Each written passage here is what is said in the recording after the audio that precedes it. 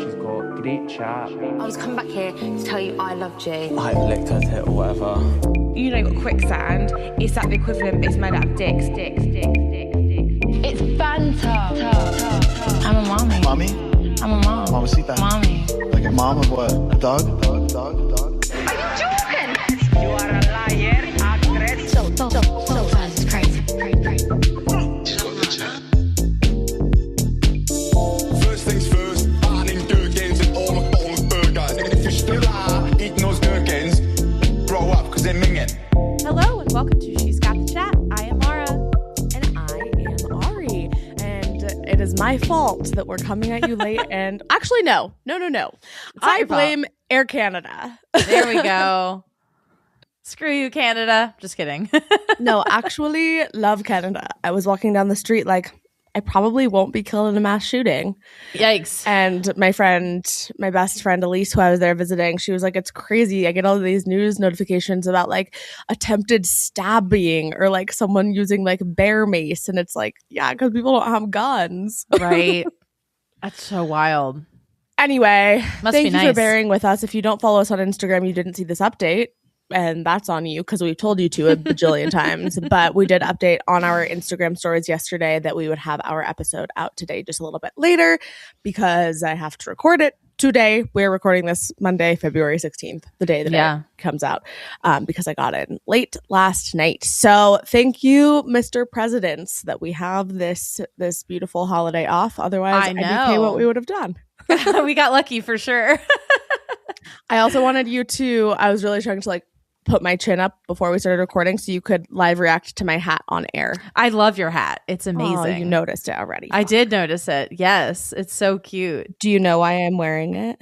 Oh, sorry. Yeah, tell the listeners what it says. It says, ask me about my cat. Why you're wearing it? No, I don't. Nimble like a cat. Oh! Of course. Rob is my cat. Of course. Meow. Meow. I ascended to heaven. That was pretty good. That was pretty good. Yeah. Anyway, thank you for bearing with us. Timing, all of that. Of course, we were going to do everything in our power to get you your episode the day that you expect it. So thanks for bearing with us on a few hour delay. What do we need to discuss up top? We are going to add a new segment into our show. It is called Hot Take of the Week. Our listeners are going to be offered the opportunity to share your opinions. So basically how this is going to work is you can record a voice recording that's 2 minutes or less, and you can upload that into our Discord. So if you're not in our Discord already, which I suspect many of you are not because there's not that many people in it. But if you're not in our Discord, please join our Discord. The link for that is in our Instagram bio. And then there will be a channel called Upload Our Hot Take or Hot Take, whatever. Should we also let them email it to us just in case they're not? I don't know. Discord feels tech savvy in a way that I'm not. Yeah. That's fine. I'm not sure everyone is comfortable with. That's fair. If you don't want to do Discord, you can email it. You could also probably just DM it to me on Instagram. No, let's do either email or Discord and put in the subject line of your email Hot Take of the Week or HTOTW. Yes, exactly. So you're going to upload your Hot Take of the Week. It doesn't have to be that hot. But we wanted to, we get so many listeners' opinions actually in our DMs. Yeah. People always want to like tell us what they think about our thoughts. And so we would like to bring that into our show and allow further conversation publicly. Exactly that. So please do that. And we're excited to do it. We'll probably have that be like toward the end of our episodes and you can listen for that. Yep. And please ensure that your hot take is 2 minutes or less. Yes. And again, upload it into Discord or email it to us with a very clear subject line. And we're super excited to get that started. Email is she'sgotthechat@gmail.com. Email is she'sgotthechat@gmail.com. And since we're mentioning that now, we'll just go ahead and plug all of our social media, which is also at She's Got the Chat everywhere that you follow anyone. But specifically, we would love your follow on Instagram, Threads, TikTok, Blue Sky, YouTube, and Facebook. And for you to subscribe to us on all podcast platforms, and for you to leave us a review, and for you to tell a friend about our show. Yeah. Also, I've been trying to get our podcast up on YouTube, and I have made progress, but I think there's something on Acast's end. Apparently, it's just like not super compatible with YouTube. So That's so funny because wasn't the Acast people were the ones who were like, you need to have your show on YouTube, but they probably meant a video format, which transparently just we're not there. Yeah, we're just not there yet. That is definitely what they meant, because YouTube, it's looking for an MP4 and we are uploading an MP3. So that's that. Wait, if I uploaded a different format, would that be helpful? We can talk about this offline. Yeah, we can talk about that offline. Maybe, but I don't know if you could do MP4 without video. If you're a podcast producer and you know all these things and you're like, well, obviously they need to do this, and you'd like to give us, just a little bit of free advice, DM us on Instagram at She's Got the Chat. Would be helpful for sure. I'm a novice. Okay, I would like to thank 2 of our 5-star reviewers. Thank you to Damber91, who says that they love that we are their favorite liberal baddies. Okay. And O_Mertzy, who says that they listen to this podcast with their wife, which I love. I always love it when people listen. Sorry, I got distracted by a review. When people listen with their families. Wait. Oh, I didn't even read this review that said Rob is a dopamine hit, and it's actually incredible. Right? Came here for Love It Island, but instead found the all caps Rob recap. It's a Rob recap. Exactly. Ari, when I made those Valentines, I showed Lucas because I was really proud of them. I thought that I did a good job on the artwork and stuff like that. You did. Thank you. And he, of course, the first one is Rob, and Lucas is like, of course, man, you guys are really obsessed with this guy. Oh, that's so funny because did I tell you about my it wasn't a conversation. Did I tell you what Gabe said to me the other day? I think you did, but remind me. I was walking out the door in my Creek Rat quarter zip, and he said, "Bye, Mrs. Roush." Oh, right? Oh my God, I love that. So, Lucas, get on board, okay? Get on board. Exactly that. Exactly that. Let me tell you quickly about Newly. I was just in Canada, and every single thing that I wore that my friends commented on and loved, they were like, "That is so cute." Literally, I brought all 6 of my Newly items to Canada, and I wore all of them, and they were the only things that they commented on and loved. So if you also think I'm adorable in my adorable outfits that I rent, please go ahead and use code RENT1515, but you must go through the link in our bio at She's Got the Chat on Instagram. What I was going to say is that being in Canada, I'm like, this is good for Gabe and maybe for Lucas, because not only am I in a deep Rob Roush psychosis, but I'm also now in a deep Bad Bunny psychosis. We were in a collective we literally, I would look over and everyone would have just a different photo of Bad Bunny up on their phones. We were watching his Hot Ones episode. We watched all his SNL skits. We watched, of course, the Super Bowl. We watched a bajillion. We watched him and Kendall Jenner at the Drake concert. It was just, it's and I'm feeling straighter than I've felt in years. So I know. I think it's a good thing for the boys. Okay. Okay, wait, so same. Keeping me interested in the D. Okay, I will say, Ari, this is a little taste for what's to come on Thursday, for Thursday's episode. I have never felt more straight in my entire life until I watched the All Stars Heart Rate Challenge. Oh, and then I was like, oh, wait, I'm bi again. Oh, well, fuck. It's going to undo all of my... That's the other thing about my Hall Pass list, is that it can only be double letters. Bruce Brown, Bad Bunny, Rob Roush. Oh, okay. Really exclusive with this. Yeah. I'm not going to limit myself like that.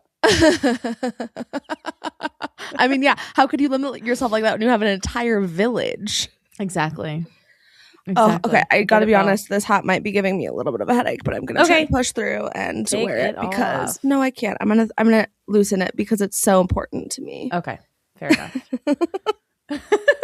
Anything else before we get into it? Do you want to tell me at all about your weekend? It looked so fun. It was so fun. These are just my college besties, and we just have so much fun all the time. I haven't seen them in a few years, and I'm so excited to see them again in a few months. It's just like constant shenanigans. I was like shaking my ass the whole time. We spent an entire day taking nudes. Like, I don't know. It was just, and the reason that we were all together is because two of my best friends, Tati and Elise, both turned 30 on Valentine's Day. Yeah. And that is where I'm sure that you appreciate it. I know you appreciate it because you responded. Their birthday song, which was Bad Bunny inspired. You didn't see that part, but it did start with "Si te me pregunto." I love that. Mucha novia.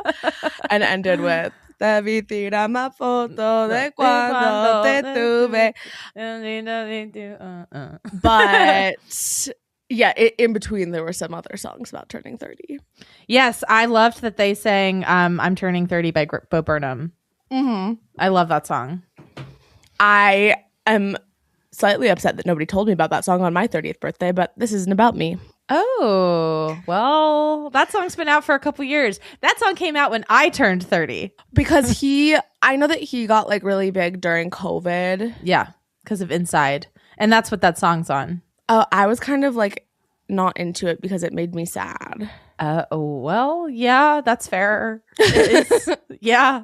I wasn't trying to like further feel the impact that I was already feeling in a crushing way on a daily basis. Yeah. I think Inside is like one of the best pieces of media to exist, honestly. Like, just the music, it's so fucking pertinent. It's still so fucking pertinent. I could go on a rant about Inside. I love it so much. Maybe I could watch it now that it's not lockdown. You probably could. Yeah. And it would be less depressing because you'd be like, you're out of it now. Okay. I'm willing to consider that. Okay. You can also watch a little plug for me. I'm singing with some of my friends. It's on TikTok. I think we're like the.sirens5. No. You need to know exactly what it is. If you're gonna plug this. Hold on. Here, I got it right here. Okay, I was right. The.sirens5 on TikTok. And we just did a cover of That Funny Feeling from Inside. So, everyone should definitely watch. Check it out. I love all the video that I saw of you guys, like two of you sitting on the counter, two of you standing. Yes. You all have beautiful voices, and you should absolutely go do that. But honestly, if you're going to only follow one page, follow She's Got the Chat. But if you're going to follow two, then do both. Yeah, do both. Yeah. Because I don't post anything on my personal. I made my personal TikTok private, and I'm like, this is great. I love this for me. Yes. Keep it this way.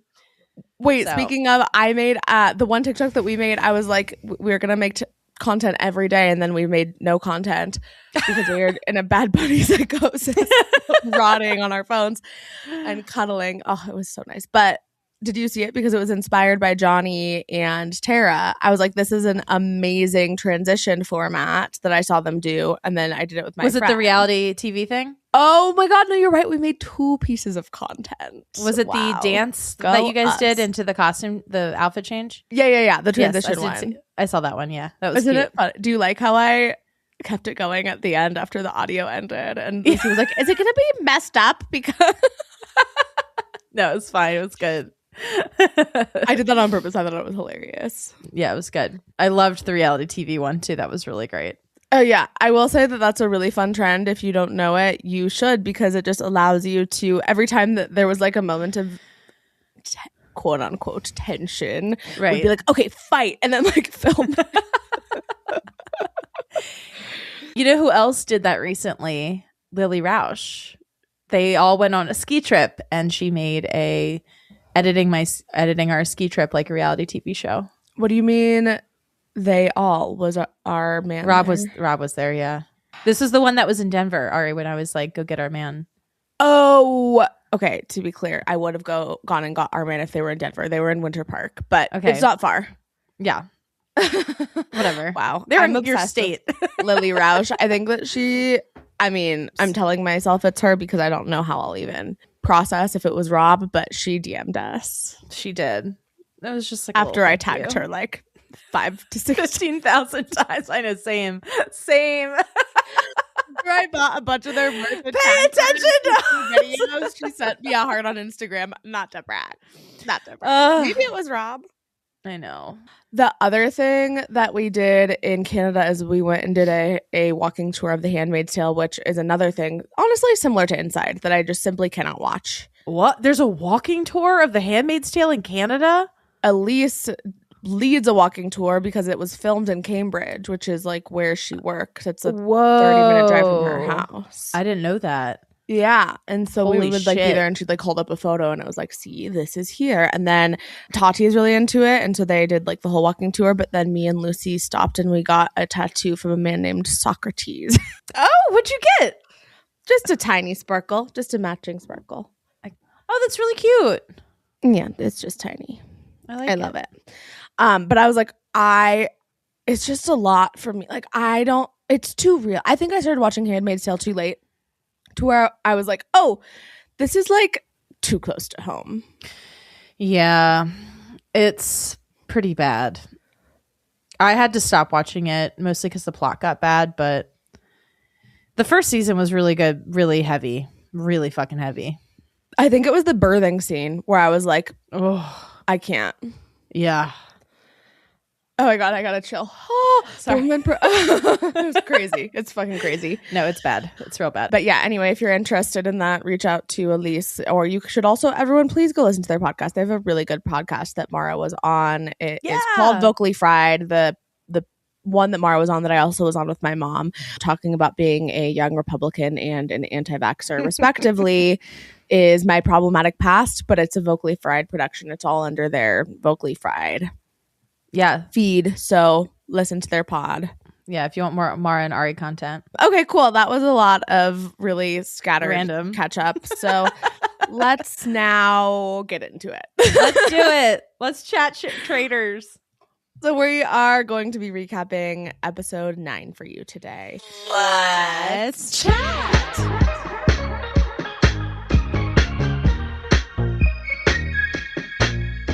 We pick up where we left off with Rob dropping the hood off of his cloak. Eric sees him.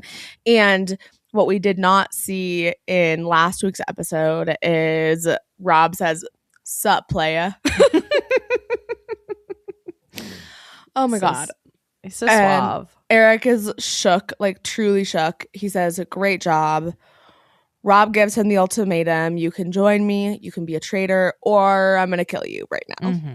The way that Rob does this, it's just like so clearly, like, I know that it's like silly to drive this point home because it's obvious, but it's so clearly a game where he's like, or I'm going to kill you. Exactly. But Rob is like, you're a smart guy. I'm very confident that if you join me, we can win. Yes. And when Eric agrees, he ITMs that he needs a helmet and an adult diaper because his head's about to explode and he's going to shit his pants, which I just loved. He had some great commentary this episode. Oh, excellent commentary. Also, Rob says, "I'm the traitor hunter." What did you think of that?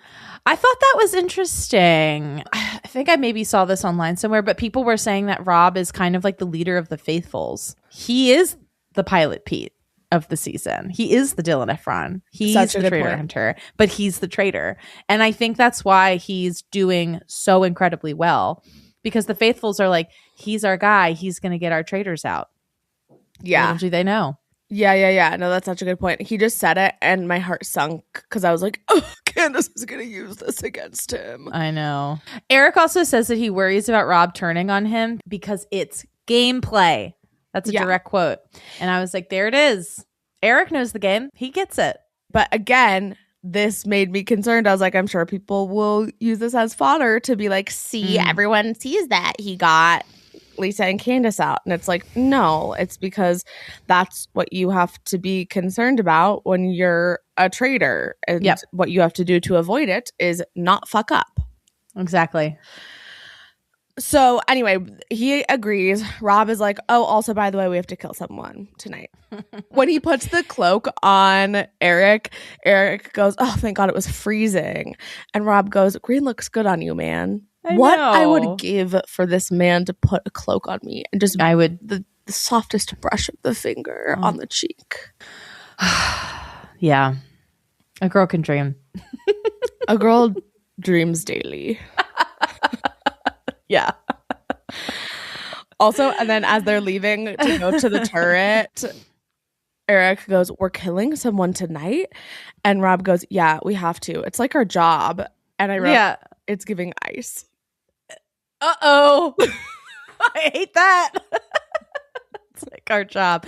Yeah, I didn't like that, but I didn't. Yeah, I don't. There was something about that. Like, yeah, it's like our job. It was like nerdy sounding. Oh, you didn't like it? I loved it. I mean, it's not his fault that it's giving ice. No, it's not. It's just, two different jobs that are unrelated, but one is actually harmful and the other one is not. Okay, anyway. Yeah. When they're in the turret, Rob also calls Eric his equal.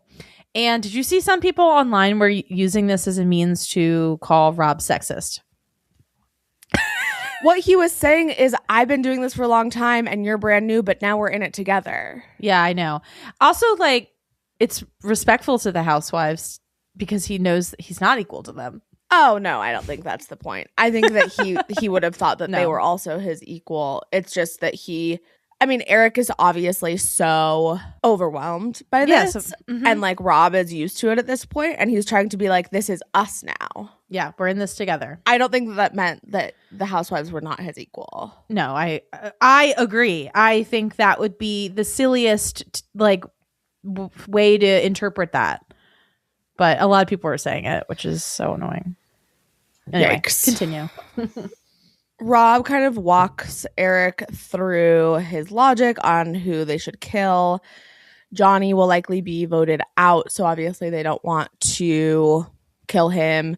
They think about Natalie, they think about Dorinda, they think about Steven. Yeah.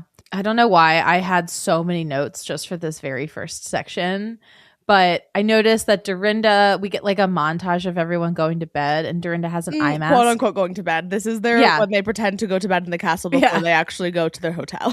For their B-roll footage. Yeah. Yes. Dorinda has an eye mask that says not nice, which I really loved. Yeah. We made it nice. After their discussion about who they should potentially kill, there's an ITM here where Rob is in his black and white and red sweater vest where he's talking about how we, quote unquote, can win this game together. It's possible he's talking about Eric. I think it's also possible he's talking about Candace. I think he's definitely talking about Candace because he wore that outfit before Eric was recruited. Unless that was the outfit he was wearing the night that Eric got recruited. Because it wasn't that the outfit he was wearing the day that Candace got banished. Yeah, and I guess we don't know what he's wearing underneath his cloak. I mean, I imagine that why would he change the clothes? So yeah, I think it's possible he is just talking about Eric, but I think there's a possibility he is talking about Candace, and it's all just spliced together. But I just wanted to point that out as a possibility. Yeah. So we see them leave, and Eric goes, "Look at me," and Rob goes, "You look like Harry Potter," and Eric goes, "But the Slytherin kind." This is good. This episode made me love Eric more. I mean, I've liked him the whole season, but he was being so cute. He was being so baby girl. So baby girl. I saw a video of him dancing and singing on TikTok, and I was like, oh, okay, Eric Nom. I was impressed. That's what he does. No, I know, but he was dancing and it was kind of sexy. And I was like, okay, get it. Yeah, let's see them together. Also, do you know that he's 37? He looks so young. He's 37? God, he looks great. Yeah. So we then see breakfast. Also, speaking of breakfast, I want to clarify something, not clarify, but retract something that I said on a previous episode that I didn't think that they would film this in multiple configurations of who comes in first, but apparently they do. Oh. They film different versions of who comes in first, who comes in last, because I've always been everyone is so dumb. Obviously, the people that come in last are the people on the chopping block. I don't know. I mean, they've said apparently they do. I just think that that's really challenging. How are they actually then having an authentic reaction to who's been killed every time? That's true. Especially the salmon. The salmon commentary doesn't make sense either because they're always yes. Who are the actual people getting the salmon? Exactly. Yeah. Yeah. Maybe it's not a completely separate order, but just that they film multiple versions of who the last people to walk in are. Right. I don't know. If you know more possible. about this, let us know. But huge if true. It's just impressive. I'm not saying I don't believe that. It's just impressive that they are getting such authentic reaction shots if this is something that is repeated and filmed multiple times. Right. So We first see Rob, Kristen, and Mark enter, and I die at how much these people trust Rob. Kristen is like, thank God, we have to talk. I know. She's like, all right, guys, sit. Let's chat. They suspect Johnny, and they talk about how Tara could be recruited if Johnny was a traitor, because they're smart enough to be like, well, if there was only one they would recruit, who would you recruit if you were Johnny? And Rob says Tara. Yeah. They are aware of their friendship, but as we'll see as the rest of this episode plays out, not entirely. Not aware of the extent. Yes. Not aware that they've supported each other through divorce and infertility. So cute. Eric and Tara enter, and Tara talks about how it's hard that Johnny's name is coming up. She's like, we've worked together, and so like my gut instinct is no. Next, we see Maura and Johnny enter, and Johnny is like, I've been thinking a lot over the past few days about how like traitors could be really close to a faithful that kind of acts as a shield for them. I didn't realize until Candace went home that was me. Mm-hmm. I do have to say, like, the way that he's talking is making him seem really guilty. Like, I feel like that is something that you would say if you were trying to cover your tracks. I agree. It is unfortunate how his closeness with Candace has put him under so much fire. That's a tough one to get out from. And now, like, because of that, Tara is under fire. I think that there's a weird misconception amongst the group that, like, obviously whoever is closest is like working together in the turret. And I'm like, yeah. Traitors are smarter than that. They're not going to be super buddy in front of your face. Mm-hmm. I know. I would be like, who are the people who don't talk that much? They might be working together secretly. Exactly. God. Lisa Rinna and Cast Rob us. during playing chess. For example. Literally put us on the show. Yeah. We'll pretend Should we apply? like they're not podcast co-hosts. Yeah, I actually think we should. I think that it's going to be our big breakthrough moment. Okay. Let's do it. Okay. The only thing is, unfortunately, our season will just be inherently worse because Rob won't be on it. And so, like, I apologize in advance. We'll just talk about him the whole time. We'll just, like, I'll be lounging in my crop sweater vest. Yeah, my overalls with nothing underneath. Yeah. Producers. Just, like, side tits just out and about. Splayed. I would do it. Fuck it. I would do it. I'd be like, are you distracted, everyone? You're distracted by my tickle bitties? My God. Are you so distracted that you don't realize I'm a traitor? Exactly. Oh, I'm dead. Maura tells Rob that she thought, she was like, I was certain that you were going to die because Candace put a target on him, which is like, doesn't make a lot of sense because what I don't understand. And this continues, like, for in general, this season, this keeps coming up where people are like, oh, there's so much heat on me. People think I'm a traitor. I know I'm going to die. And I'm like, why would the traitors do that? Like, no, if you have heat on you for being a traitor, you're pretty much protected from murder. Yes, Tara does say that later, which is interesting. She clearly gets it. But yeah, it's bizarre to me that everyone's worried they're going to die when they have heat. Yeah. You know, I would say Colton was the only exception to that rule. And that's only because it benefited Rob, so. Yeah, and Candace thought it benefited her in the moment. Right. I do want to kind of discuss this episode, or this moment, because so then Rob says to her, like, well, Candace went for me to help out the traitors that were left, but I don't think it worked. And I thought this was such a fucking smart thing for him to say, because he can build upon this argument and be like, the reason that we were all suspicious of Candace is how much she protected Lisa. So, like, of course, she's like super faithful to her traitors, for lack of a better word. She is super, going to do anything to protect her other traitors. Therefore, going after me was clearly a diversion. I think this is like the perfect way to spin this. Yes. But I did see some people online say that they felt that Maura was on to Rob because of this moment. I thought I saw that too, and I didn't quite catch that. I think it's because of the way they shot her facial reactions. I agree. And I'm sorry, people, but you could never take that at face value. No pun intended. Like, any facial reaction or anything played off a face, you just have to assume has been put in strategically and is not actually how it happened. Absolutely. There were a few weird editing moments in this episode. Yeah. Yeah. I've noticed it more and more as the season's gotten on. Like, me too.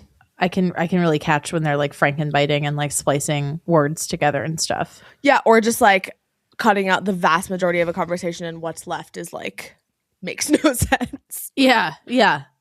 We'll talk about it later. There's something that happens at the round table.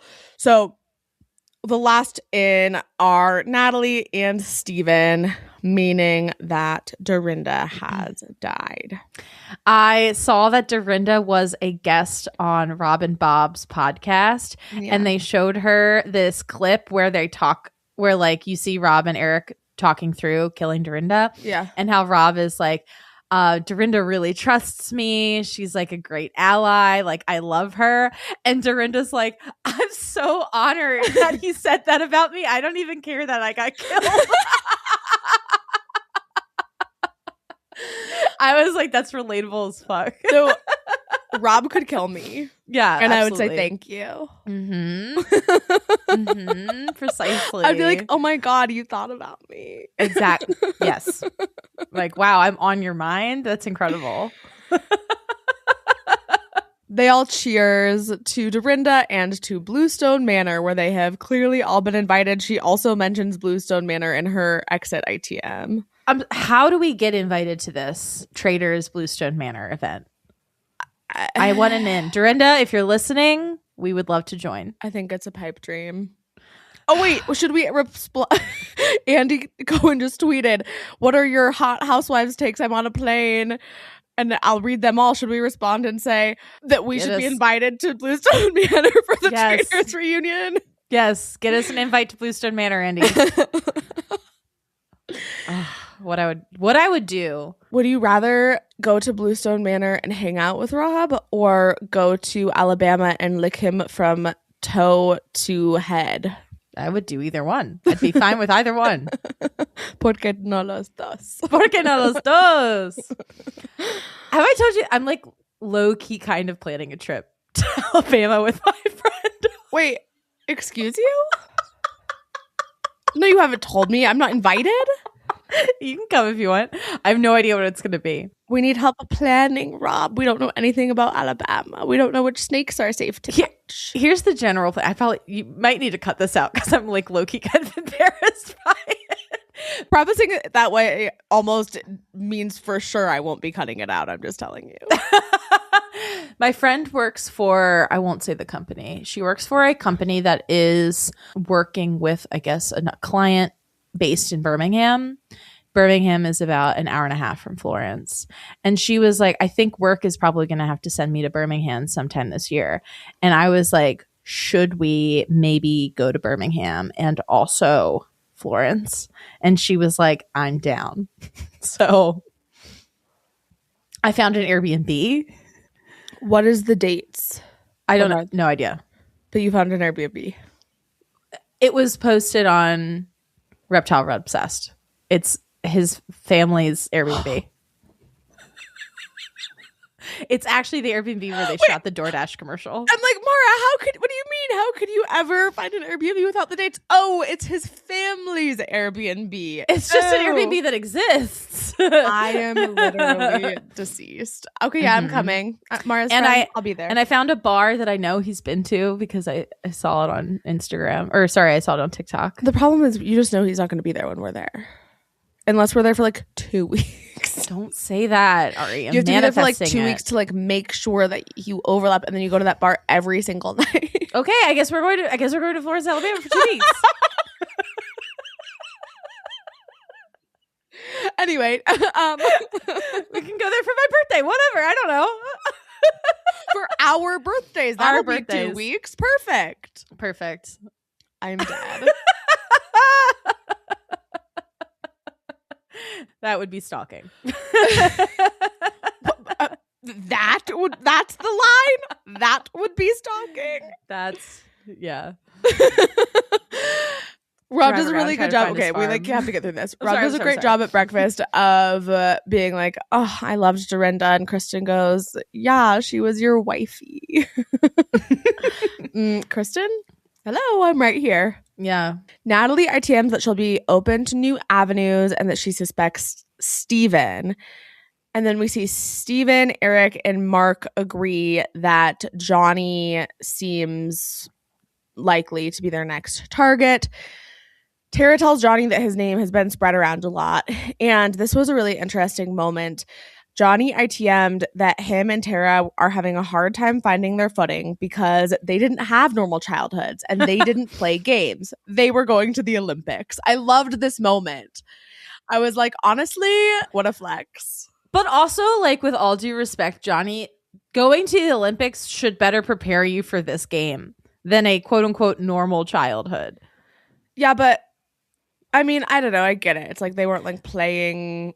Like, we played, like, Mafia. We played games that were very, very similar to Traitors, no? I guess... I wasn't sitting around with my friends playing Mafia that much. I mean... Not that much, but they weren't playing it at all because they were doing triple axel spins and... But they're in a high-pressure cooker scenario, which is more accurate to Traitors. I just think it's funny because they both are, like, very off the mark and having a hard time and obviously, like, struggling with this game. And he's like, we didn't grow up playing games. I know. I mean, yeah. I just want to drive the point home that everyone there knows it's a game. Anyway... Did you also notice Alan Cummings' trans hair? Yes. I loved that. That was so it. nice. I also loved that outfit. It was cute. I love him. I do too. He's great. Johnny tells Tara about that moment where Candace and Steven were sitting privately and like him and Dorinda had gone in and then were asked to leave. And when Dorinda went, well, that's a tell. Right. Rob, Eric, and Maura discuss Johnny being a traitor. And we have Eric and Maura sitting up in chairs and then Rob lounging on the other couch. And Eric ITM's Rob is an eagle soaring across the sky. This guy is laying down with his crop top vest on, hands behind his back, and I'm like sitting there just trying to be normal. I loved this so much. Rob is an eagle soaring across the sky. It was great. It was so good. Rob was also like fiddling with like the underside of Mara's chair, like the velvet. Wait, but it kind of looked like he was touching her leg, but he wasn't. When you just said Rob was fiddling with the underside of, I got like a serious chill up my spine. Like a physical reaction. Yes. What's it called? Compersion? Oh, I don't know what that is. Is that the word I'm looking for? I've never heard of that. Yeah. Compersion is the feeling of joy, happiness, or euphoria experienced when witnessing a partner's joy. Oh. Pleasure or love with another person. Okay. There we go. Often described as the opposite of jealousy. Okay. That's how that makes me feel. Wow. Same. Tara and Kristen have a chat. Tara's like, I think it's Steven. Kristen is like, to be honest with you, you seem scared all the time. I actually thought this was kind of mean. She was like, I just tend to gravitate towards confidence. I know. I was like, okay, Kristen, fuck. Rude. I know. And that she thinks Tara is a traitor. She should reconsider why gravitating toward confidence can sometimes be a bad thing, especially in this game. You know, I have a feeling she might learn this lesson by the end of the season. Yeah. Yeah. I mean, relatable. I mean, who doesn't love a confident person? It makes sense in the context of like a high pressure, like kitchen environment. Absolutely. But like, Kristen, you putting your trust in the wrong people, baby girl. Until the end of the episode, we see something that I'm curious to see how it plays out. Oh, I loved that. Okay, then we see our mission. So the contestants have to climb into boxes and answer questions about the traitors' opinions of them. And they have to match their own answers to the answers given by the traitors. But the traitors are yet to give their answers. So the question's going to be given. The traitors will then secretly climb out of their box, confer, provide an answer, climb back in the box, and then everyone will come out of their box and the answer will be revealed. Everyone comes out of their box with their personal answer, and then the big traitor, comes out of the box with the answer that the traitors chose. Yes. And every person that matches the Traitors' answer, they earn $500 to the collective pot. They can get up to $18K from this. Ask me about my cat. You didn't even include this in your notes. I did on the side. After they discuss, I don't know exactly when this ITM happened, but he says, I can be nimble like a cat. Meow. Meow. Meow. Some people were like, this gave me the ick. And I was like, what's wrong with you? This was hot. It's because Eric was freaking out, like, oh my God, I'm gonna have to like get out. It's gonna make noise. And I will say the way that this whole thing is edited, it is as if it's so dumb. It's as if it's like so squeaky and making all this noise. Squeaky. Can I just say, like, it never comes up. Well, I heard a big old squeak from Eric's box or from Rob's box, so they're the traitor. Right. This is fake. I know. It's very, very fake. That's not happening. No. Like, they probably do have to be quiet when they're stepping onto the stairs that are next to the box. That's probably the thing. Sure, that they could give them probably away need the to, like, most. not, like, tumble down the stairs accidentally, like, trip. But, like, they wouldn't do this challenge if it was just like, okay, well, now we all know because I heard whose box opened. Like, come on, people. I know. It's so silly. Yeah. So the first question is, who did the Traitors think is most useful to them? So Eric and Rob get out and they confer. They decide that they want to throw everybody off. And then we see the answers. We get like 2 votes for Natalie, 2 for Rob, 2 for Tara, 2 for Johnny, 2 for Eric. They all explain their answers. Johnny is like, oh, I voted for Rob because he's Muscles McGee over here. I wrote it down exactly. He said the Traitors want that money and Muscles McGee gets all the money. This was so good. Muscles McGee. He is Muscles McGee. Call me Mrs. McGee. Showing off those biceps. I'll tell Gabe to update his. For the next time that he wants to refer to me as Rob's wife, he should be saying Mrs. McGee. Wait, Muscles McGee, MM. It's a pattern. It is a pattern. But the answer the Traitors gave was Tara. So the next question is, who do you think the Traitors think is most manipulative? Rob and Eric agree to just say Tara for every single answer because it will completely throw off and give the faithfuls absolutely nothing to work with. Yeah. And they're willing to get like to not win as much money in this game, which makes sense because if they give themselves away in this game, then they get $0. Yes. So of course that's how they're going to do it. Of course the faithfuls want to be able to like get something out of this and they're not going to give it to them. No, throwing the game financially was the smartest move. Absolutely. Totally. Also, this whole time, Rob is he is so confident. He's like, I got this. I got this. And there was the cutest moment between him and Eric when they were like, we're just going to do Tara every time. And Rob was like, I knew I made a good choice, like picking you. And then they like do like a little handshake. Yeah. They do like a little dab up. Yeah. So cute. Okay. So the answer for most manipulative that most of the faithfuls provide is Natalie. But the answer again was Tara.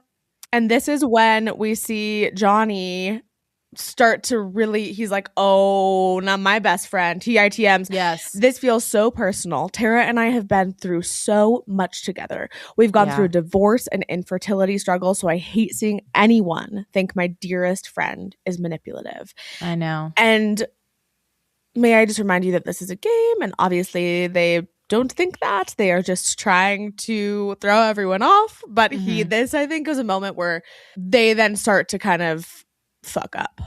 I agree. They start to get a little too in their head. They start to take it a little too personally. Yep. So the next question is, who did the Traitors think doesn't deserve to be in the final? And we get 5 votes for Maura. The answer was again Tara. But so rude. First of all, fucking rude. Maura absolutely deserves to be in the final. Agreed. And the faithfuls start to put together that Tara is just going to be the answer for everything. And so they all agree, like, let's just vote Tara so we can just get the money. But then the next question, they all vote Tara except for Tara and Johnny. And they were like, oh, I didn't realize we were like doing that. They were like, well, we were just trying to be honest. And I'm like, but did you not hear what everyone just said? Right. This is another moment that I was like, was that weird editing or like what was that? I don't know what that was. It was Also, odd. does Tara even have her? I don't think anyone voted for themselves. So I was wondering, like, does she even have her own name in her box? I think she probably does. She probably does. They probably don't But have. It was a really odd move for them. Yeah. Agreed. We get a few more questions, but like where we don't actually get the actual question, we just see them pop out and their reactions. The faithfuls are only able to earn $5,000 toward the prize pot from this challenge. And then Alan says, who do the traitors want to shortlist for murder tonight? The traitors and the faithfuls can be shortlisted. Eric ITMs he has no idea what to do. He and Rob confer, and they think that they shouldn't do. Rob is like, I've got this, don't worry. Yes, Daddy, whatever you want. I know. I was like, I feel like, okay, whatever you think is best. You just tell me. He's trying to be like a step or two ahead of the faithfuls. He's like, they're probably going to assume that there's at least one traitor amongst the four. So I don't think we should do either of us. So they decide to shortlist for murder Natalie, Tara, Johnny, and Kristen. And they're all locked in their box while everyone else gets out. Basically, because Natalie is smart and could be onto them. Same with Kristen. And then there's heat on Tara and Johnny. And so putting them in the boxes could mean that, they're the traitor that put themselves in the box. Yes. So then we see that everyone in the car on the way home, they're discussing the tactic of whether or not a traitor was in the box. And Natalie suspects that there is not a traitor who was shortlisted for murder, which was interesting. Well, she goes, at first I thought that there would be, but now seeing that it's the four of us, I don't think it's any of the four of us. I think that's just because she's like so on Steven. Yeah. She's so right, but so wrong. So wrong. I know. She's right, but she's wrong. So the safe players are all eating their food, and they see like Johnny and Tara walk into the castle like cuddling. Yeah. And Mark ITMs that he did not know that Johnny and Tara were that close. Natalie then talks to Rob and Mark, and she's like, you guys are the only people I trust. Kristen then also comes in and joins. Natalie thinks that the traitor is Steven. And then Rob ITMs that he's thinking of hopping on this Steven train. And Kristen is putting down Tara's name because she ended up in the box. She's like, I told Tara this morning that I thought she was a traitor, and now I ended up in the box, etc. Kristen, that's too fucking obvious. Yes. I'm sorry, but that is not what's happening. Also, when we see Johnny and Tara come into the castle, Rob ITMs, they are playing a I think maybe he just says to everyone, I don't remember, one of the two. They're playing a dangerous game being so close. Yeah. And then I do think that was a really notable moment when Natalie was like, Mark, Rob, like, come here, you two are the only ones I trust. I don't think that Natalie will be killed. Who do you think they're going to kill? I don't know. Let's talk about it at the end. I actually have no idea. We then see a private conversation between Johnny and Tara where they agree to fight for each other and let go this idea that they're not actually as close as they are. Because they're like, one of us is going to be killed or banished. Like they feel like they're not going to both make it to the next day. And so they're like, why not just like go out together? Yes. Which is fine if that's what you want to do. Yeah. I made the note, she will go down with this ship. Yeah. She will put her hands up and surrender. Also, if we go down, then we go down together. That was another one that came to mind. They are adorable besties. I love them. They're very cute. They're like all huggy. And I'm curious about the divorce and the infertility. I assume it was Tara that was infertile. She has a pretty young daughter. Okay. So, and I feel like I saw her post something about like, I've been waiting this for a long time, but yeah, I don't know who the divorce was. Did Johnny get divorced maybe? Wait, I'm dead. I put in Johnny Weir. The first thing that comes up is Johnny Weir divorce. So yeah. Aww. Olympic figure skater Johnny Weir filed for divorce from husband Viktor Voronov in February 2014 after 2 years of marriage, a split marked by intense public drama. Oh my God. Allegations of domestic violence and accusations of emotional abuse. Oh no. The proceedings in New Jersey involved disputes over property, the couple's dog, and claims of a toxic controlling relationship. Oh my God, that makes me so sad. That makes me sad too. That's terrible. Weir has since moved on from the quote terrible experience. Terrible divorce, calling it a crippling experience. Poor Johnny. Oh my god! I know, me too. They really have been together for a lot. That is a lot. I Wow. fully support them in going out together. Aw. Wow. That's so sad. Wow. That's I really can't sad. imagine that. Damn. All right. Getting us in the feels today. All right. So we move into the round table. Tara starts. God. And she goes, I promise that me and Johnny are faithful. She's like, I'm faithful, and I promise that Johnny is a faithful. And before she can Yeah. like explain why, Maura is like, how can you promise that? And she's like, no, Right. no, I promise. Right. This was not well argued. Really poorly argued right out the gate. Yeah. Yeah. Johnny then tries to say, he's like, well, let me explain. We've worked together for a decade. We are very close. We're best friends. I would know if she was lying. She would know if I was lying. Yeah. And then Mark says that he would never blindly trust someone in this space, even if it was someone he worked with. He goes, yeah, like I'm in a similar sport where like you have a very close partner, but like in this scenario, I wouldn't blindly trust them. And Johnny and Tara both immediately go, oh no, like I would blindly trust them. Tara says, I would blindly trust Johnny with my life. And Johnny's like, yeah, I would blindly trust her with my life. Like they're like, no, not like you, Mark. We're besties for the resties. Yeah. But Rob. Not a good argument. Not a good argument. I don't know.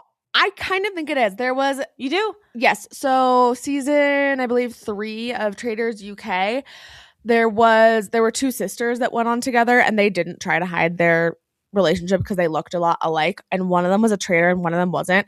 And the one that wasn't was immediately like, something's off with my sister. Like she's not acting normal. And like fucking got her sister Wow. voted out because she was like, I think you're a traitor because you're not acting normal. And she was.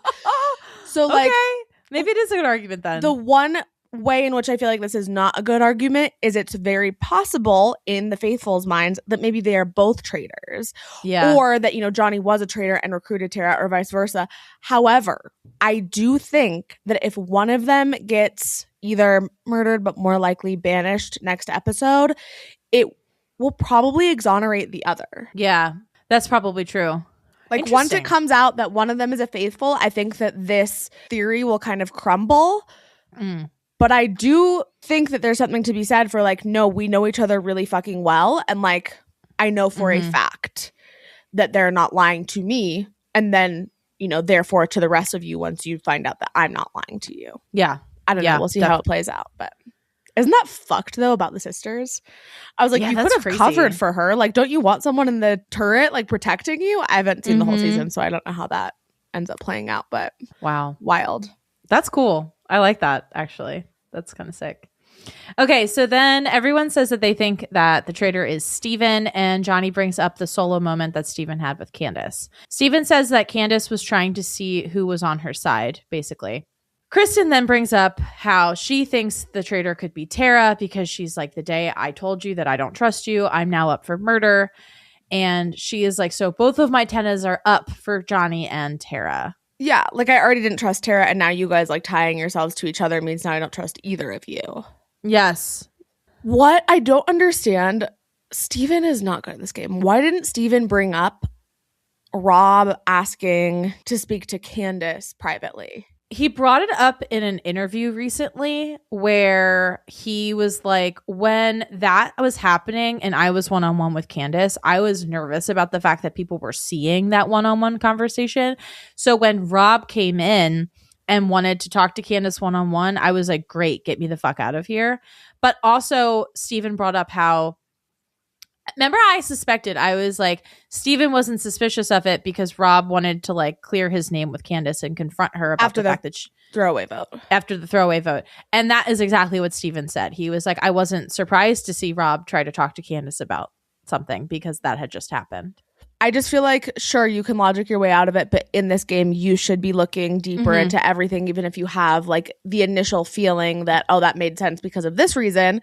Well, hold on to it. Maybe it didn't make sense because of that reason. I'm with you. Yeah, I agree. I don't know if it was the same interview, but he also took accountability for the fact that he was the one who told them to put One Tree Hill, not Laguna Beach. Yeah. He was like, there were more episodes. It was more recent. I was like, Steven. He's right. One Tree Hill is iconic. One Tree Hill is iconic, but I know him from Laguna. I know. Could they not have done both or just put like both actor/reality star? I don't know. Yeah. Then we see Mark bring up how Candace pushed for Johnny to be in the art gallery. And Johnny is like, yeah, totally possible. Like, we were close, that she wanted me to be there so that I would have told her who had the shield. Smart. Mark brings up how in the challenge that day they had all agreed to say Tara, but Tara and Johnny didn't, which was weird, like we said. Mm-hmm. And then Natalie brings up how Lisa put her rocks in Steven's box during the mountain/dagger challenge. Mm-hmm. Steven is like, you're barking up the wrong tree. And then Alan says, okay, the time for talk is over. And we have a very, very odd, this is the piece that I thought was edited so weirdly. Okay, yeah. Yeah. So let me tell you exactly what happens. Alan asks if whoever has the dagger wants to use it. We then see Natalie look at Rob and say, just say you have it, because I'm the only one in the dagger group up for murder tonight. Which I guess makes sense because Rob said he didn't want to tell everyone before that he had the dagger because he thought that it would put a target on his back to be murdered. But now Natalie is saying, well, you can't be murdered and you have to either use it tonight or next round table. So basically, you can't be murdered before people know that you have it. But I'm also like, how does this benefit Natalie? Why does it matter? I don't know. And it didn't make, I was really pissed off that she gave this away. The fact that that was not her fucking information to share. And it doesn't, I agree with you, it doesn't make sense unless she thinks that the dagger 6 is being targeted. Oh, maybe she's like, oh, they could think that I have it and murder me. Right. So that I can't use it against them? I guess. But then Rob whispers, I have it. And I'm like, right, wait, that was weird. Did people hear? No, I was like, wait, what? Why is he whispering? And then he ITMs, personally, I don't give a shit that people know I have the dagger. If anything, it just makes me look stronger as a player. I still have something over their heads. I have 2 votes at the round table.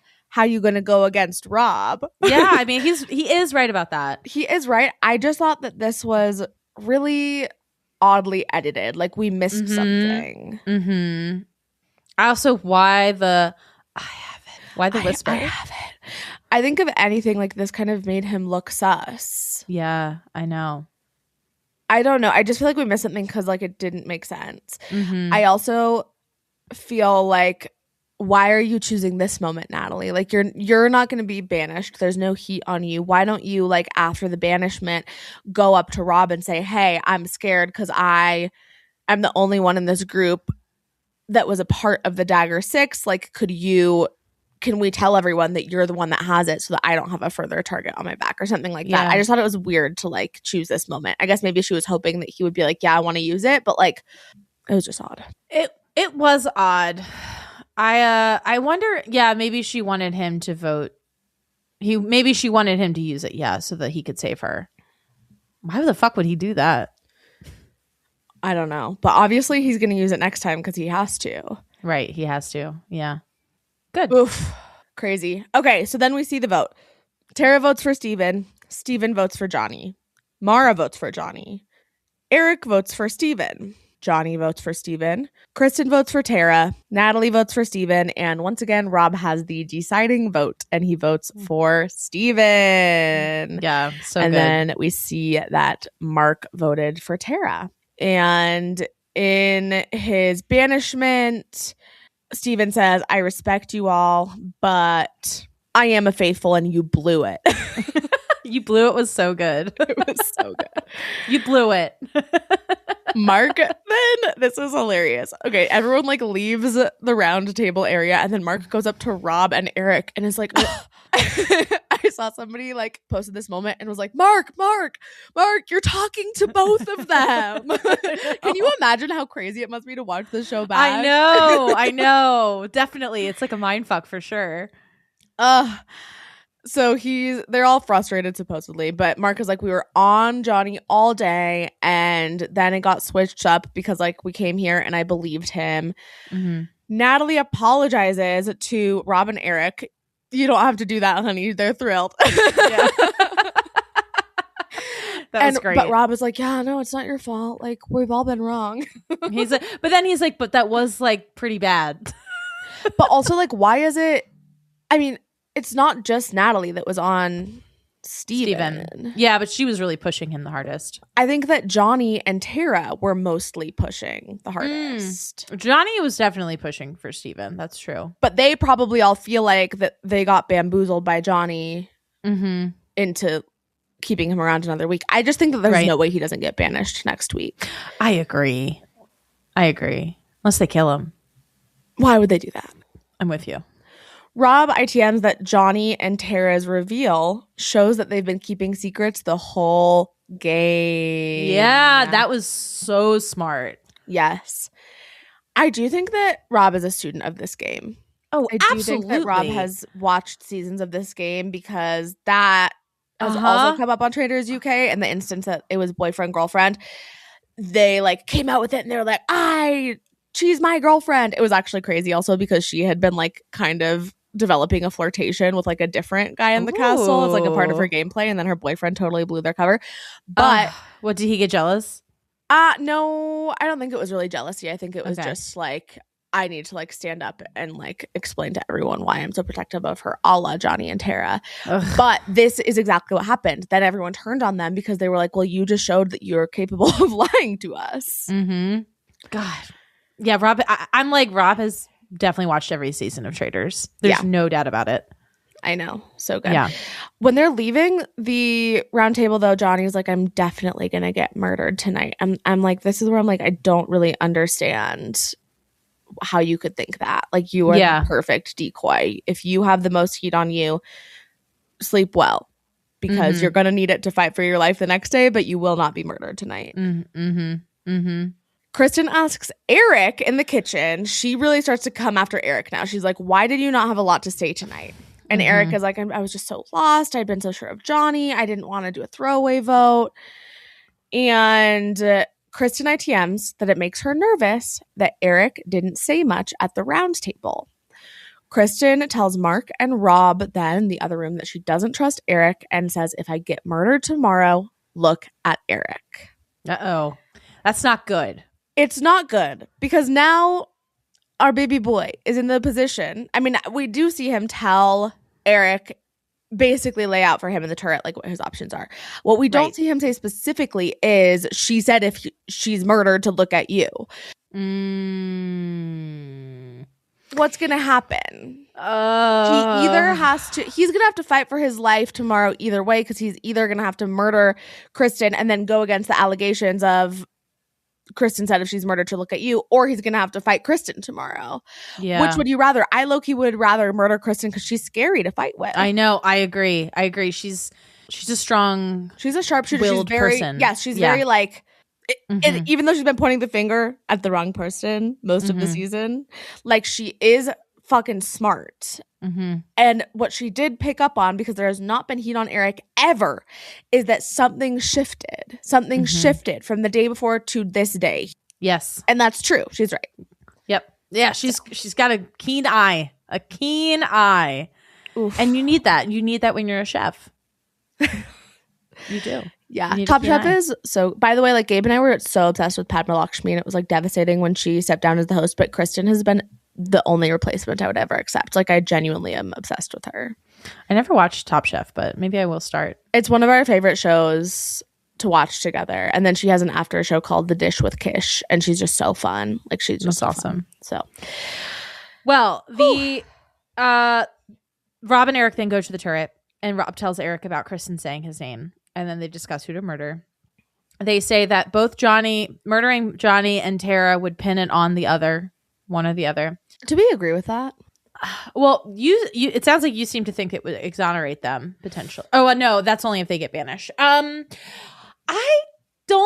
don't agree with that. When they said that, I was like, I don't think so, because they've made it such a claim that they're best friends. like to turn on one another would be a very fucked up thing to do. And I think that would be unlikely at this point. I agree. So I mean, sure, maybe it would be like a last ditch effort to make it seem like it's not them. Right. I don't know. I do think that the only reason that I think that murdering Johnny or Tara makes sense is because in the alternate world where neither of them are murdered and one of them is banished tomorrow, and it comes out that they're faithful, then the other one I do think would, like, the suspicion would come off of them and might need to be murdered rather than banished. Like, I think it would be hard to get both of them banished. Yeah. But do I think that necessarily murdering one or the other will draw a straight line to the other one and be like, well, obviously they murdered their best friend? Not really. Right. I don't know. I don't know. Okay, so they both agree that Natalie needs to go soon, and they discuss how murdering Kristen could put it on Eric. Like you said before, Rob is basically like, you either kill Kristen and get it over with, or you go toe-to-toe with her and prove to her tomorrow that you're not a traitor. Yeah. And then we see the shortlisted players. They have to go to a Jack-in-the-Box, and they have to like turn the handle, and if a little traitor pops out, then they're going to be murdered. I always love the editing of these moments. Yeah. They like somehow, of course, get all of them being like, yeah, it's like, ooh, so scared. No, I mean like the reaction as if the traitor had popped out for each of them. Like we get that reaction for all of them, similarly to when Lisa had Jam fix her amulet, and like we got that shot where it looked like it could have been any of like 3 people that did it. Yes. Yeah, they're like, just put on your acting chops. This is why you cannot believe the edit, because these are obviously editing geniuses. Okay, so before we get into our awards, I do really want to discuss who you think will be murdered. I think it could be Kristen. I'm kind of between Kristen and Tara. I feel like it'll be one of them. I don't think they'll kill Johnny. They're definitely not going to kill Johnny. That is like the one thing I'm pretty certain of. Yeah, they could kill Natalie, but she's been so like loudly wrong that kind of benefits her. She literally pulled Rob into a room earlier this episode and said, "You're the only person I trust. You and Mark." I know. So. Right. But then again, like Kristen also really trusts Rob and Eric. Well, she did previously, not anymore. Yeah. I know, like Rob is like, like they talk about it, like, oh, we'll lose an ally in Natalie, and I'm like, Rob's allied with everyone left in the castle except Johnny and Tara. Except for Johnny and Tara, but like I think that Johnny still likes Rob. I think that the smartest move will be to kill Tara, because there's heat on Johnny. They could be like, this is his last ditch effort to like come out as like BFFs and then kill her to throw all of us off. I don't think it works as well the other way. I do think that killing Kristen is really, really, it's not good for Rob because she trusts him so much, and it's not good for Eric because she doesn't trust him so much. So it's just like a little bit of a risky move. And Natalie, like needs to go at some point, but she's not onto either of them at this point. And so I don't know why they would kill her, when I do think that they will be able to get her on board with going against Johnny. Yeah. In the next episode. So if I had to guess, I think the smartest move is for them to kill Tara. Tara makes sense. Yeah. I like that. It's good logicking. It's like you're married to Rob. It's almost like I don't know, Mrs. McGee. Mrs. Muscles McGee. Mrs. Muscles McGee. Oh, I have to be honest that I had such a hard time with my awards. I had struggled a little bit too, actually. But let's get into it. Who is your MVP? Boring answer, but Rob. Oh, okay. I just feel like he's in control of this entire game. I would give it to Kristen, but I'm just not convinced that she's going to make it to the next episode. I guess like her, oh God. I don't know. Rob is in control of fucking everything. He was in control of that entire challenge.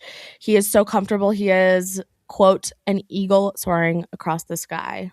Who was your MVP? I was really torn between giving it to Johnny and Kristen. Johnny. Because he was able to argue his way out of getting banished. And for one day, he's not going to win this game. I know. But I also want to give that. I lean more giving it to Kristen because she was on Eric's scent immediately. And she has been a little bit more of a breakout contender in this episode. And so I liked that. Yeah, but I do. I agree. I think that Kristen is definitely deserving of this award. Yeah. Especially if she makes it to the next episode, which I do think she will. I agree. Also, like, obviously, I agree with you that Rob is completely in control of this game. It is his to win. Yeah. It's his to lose. His to lose. Yes, absolutely. Yeah. So. Who was your most toxic? Initially, this was tough. And then I immediately knew it's Natalie. Because why did you give away the dagger secret when that was not your secret to give away? Okay. What about you? I couldn't come up with anything. I do think that the Natalie doing that in that moment, it was very reminiscent of the energy that she had when she ran to drink the antidote. It's like this totally frantic energy. Like, she is so competitive. She wants to win fight or flight so badly. I just can't give it to her based on that moment alone because I think it was so awkwardly edited that I don't feel confident that I know actually what happened. Okay. I think I'm going to give it to Johnny.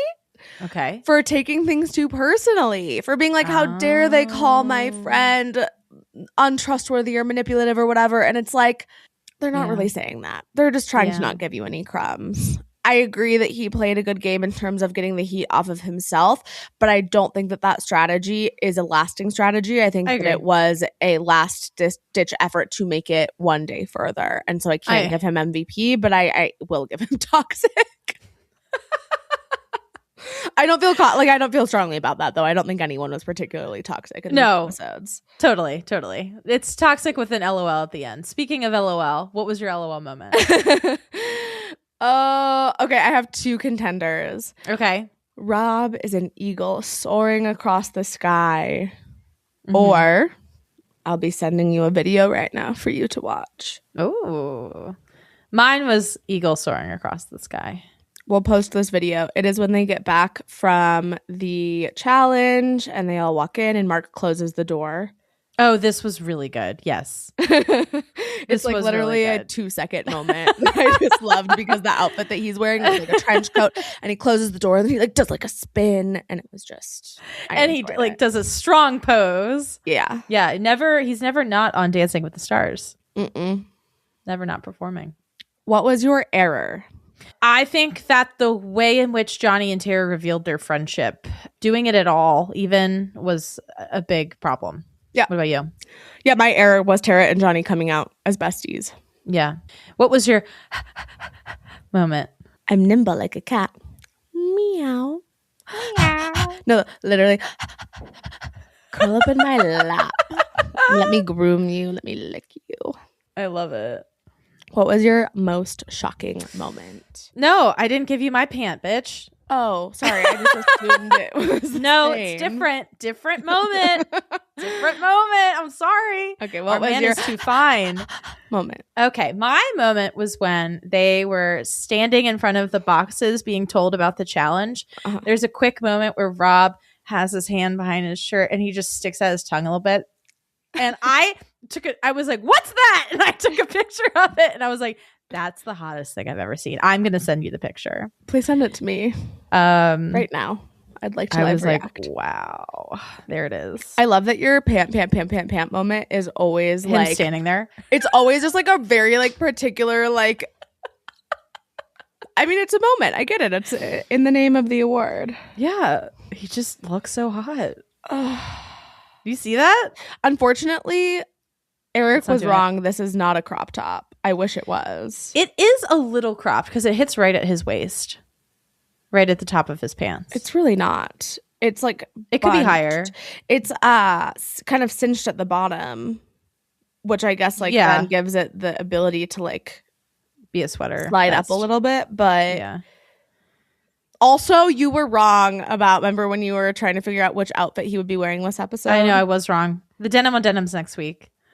Because we saw an ITM with him in that outfit as well. Wait, but that scares me because have we seen ITMs with him in any other outfits that we haven't seen yet other than No, the but denim? next week is the finale. It is? Yes. We get the finale and the reunion next week. Wait, the same day? Yeah. Fuck, wait, but are we going to recap them both in one episode? Yeah. Yeah. That's going to be like a 5-hour episode. Okay. We'll do our best. We'll do our best. Okay. We did 3 episodes for our first one. I know, and it was too much. This will only be 2. It'll be fine. Wow, holy shit. I know. Holy shit. I know. I can't believe this is coming to an end. I don't want to say goodbye.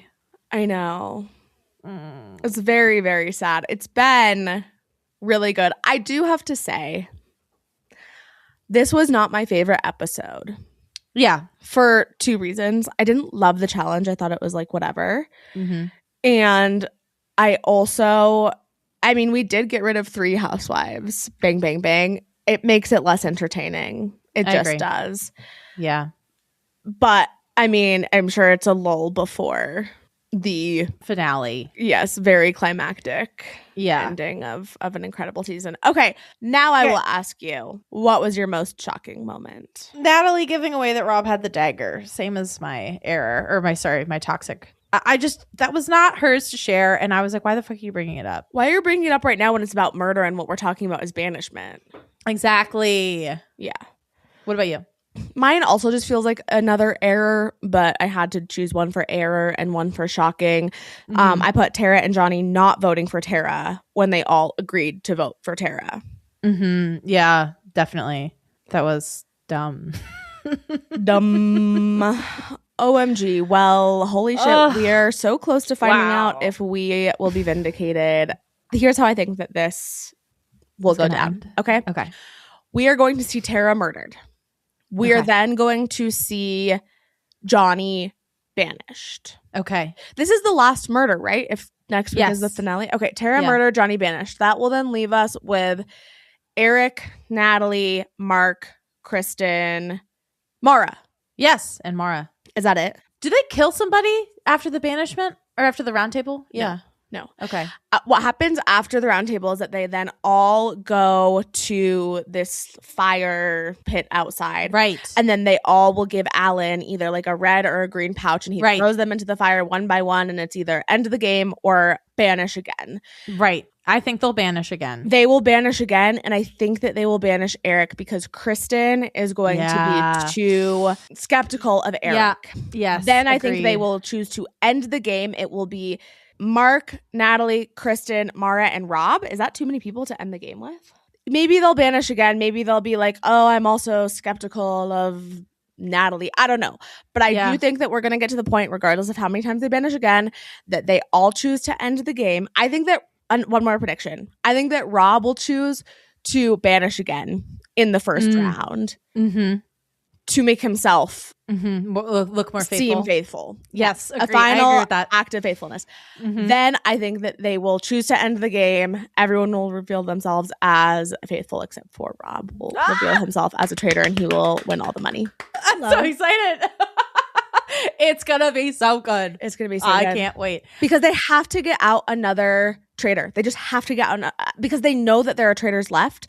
And so Yeah. if the person who is banished is Faithful. they're going to banish again until they get another traitor, and it's going to Yeah. have to be Eric. Yes. Agreed. Also, just a quick note, like Siri, everyone has been talking about her, and she came out and she was like, I think Wait, Rob everyone is has been talking about Siri? Shut up, Siri. The woman who won season 1. Siri. I was Siri, like, thank you. wait, what? Okay. My bad. Siri. Yeah. Everyone's been talking about Siri. She put out a video recently where she talked about how much she actually thinks Rob is playing an excellent game. So just wanted to make a note of that. Also, did you see Alan on, I think, Watch What Happens Live saying that he goes, the best traitor we've ever seen is Rob, and not just because he's my future ex-boyfriend. I love. And the worst is Danielle from last season. Wait, Yeah, but do you real. agree with me? Do you think that's how it's going to end? Yes, I think that's exactly how it's going to end. My only think that's a great concern prediction. is they must know at this point that there are 2 traitors left. Well, Eric said there were 2. Well, no, because they know they all at breakfast talked about how there, if it was just Johnny, who would he have recruited? Like, they know that there are 2 traitors. Yeah. I'm a little nervous for our boy, I feel like they could get Natalie, though. but Natalie's a faithful. No, I know, but I think that they might assume. I don't know. This is a good question. What I'm saying is that, like, in order to end Yeah. the game, they have to feel confident that they're Right. all faithfuls remaining. Right. If they have yet to banish 2 traitors at that point, Yeah. Do you think Mark and Kristen win and they are able to get Rob out at the very end? You think there's any chance of that? of course there's a chance of that. I don't like that, though. I don't like that at all. I don't want them to win. I want Rob to win. I really hope he wins. I think that he has them in the palm of his hand. I think that I agree. it's possible that they get to a point where they're like, oh my God, we just banished like 2 more faithfuls. Fuck. I guess there are no more traitors. Let's end the Right. game. I do think I think that's possible because then they're going to start turning on each other too quickly, and then it'll be like there's no one left. Yeah. You know? There's also what happens if you get down to 2, like if you banish again, and then there's just 2. Right. You obviously, at that point in the game is just over. You can't banish again because you would vote for each other. Right. And so I could also see a scenario, which, by the way, is what happened. With Suri. Not Ari, with right? Suri. Oh. No, that's what happened with Harry in Traitors UK. No, Suri was like, Ari eliminated himself, and then everyone thought that Suri was a faithful, and they ended the game, and she wasn't. And she took the money. That was a different scenario. What happened with Harry is they banished until there was 2 of them. They banished a bunch of faithfuls, and then there was 2 of them left, and one was a faithful, and it is what it is.